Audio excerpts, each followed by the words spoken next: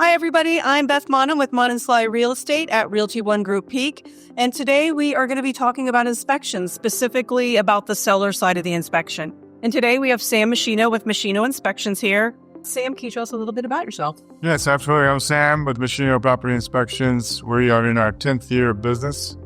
We've got 2 inspectors that work with us and hoping to grow in the coming year. So, Sam, let's say you're going to inspect a house that's approximately 2,500 square feet. How long does that generally take? And is it good for the sellers to be here or not be here? Yeah, great question. So 2,500 square feet, we would probably allow ourselves approximately 3 hours. Layout could be different, but we would probably put a round number on 3 hours for our inspection. Regarding the sellers being present at the inspection, it's not necessary for us to have an interaction with them. It's nice for us to have the house vacant. It just allows us to stick to our routine versus getting distracted. Obviously, it's the seller's property. If they need to be on site, we will accommodate to that and work around with them, whether they have home office, kids, whatever the situation may be, but it's not critical for the seller to be there. And then as far as the buyer is concerned, are they part of the inspection at all?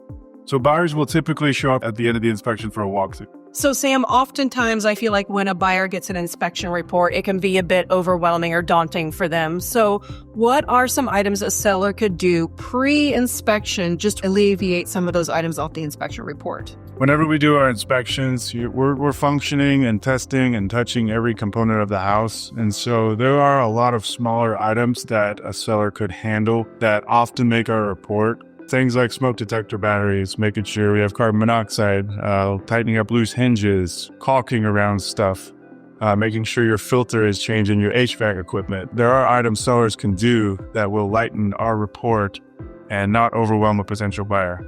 What are some long-term maintenance items that a seller can do to prevent some of those big ticket items? Yeah, great question. So as somebody's living in their house, typical maintenance they can do, whether it be annual or every couple of years, servicing HVAC equipment to prevent catastrophic failure. An HVAC tech can come in and replace smaller items more frequently versus having to replace a full system. Gutters and drainage is an important one, making sure you have gutters on the house, making sure you have gutters that are clear, and then most importantly, gutter extensions. We don't want a bunch of water dumping near our foundation, so getting those extensions on.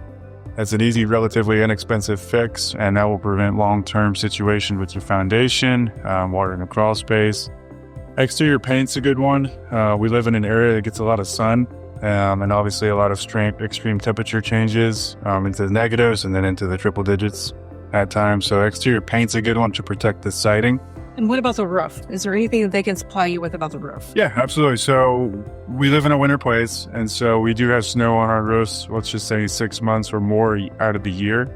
And so when a seller can provide information on a roof of either when it was replaced or maybe if they had to do some repairs on it, if they had to replace any rubber boots or flashing or venting or anything like that, just providing that information for us will help, especially during the winter months. Okay, great. Hey, Sam, you provided with some great information today. We really appreciate you stopping by, and we hope that you guys find this just as helpful as we did.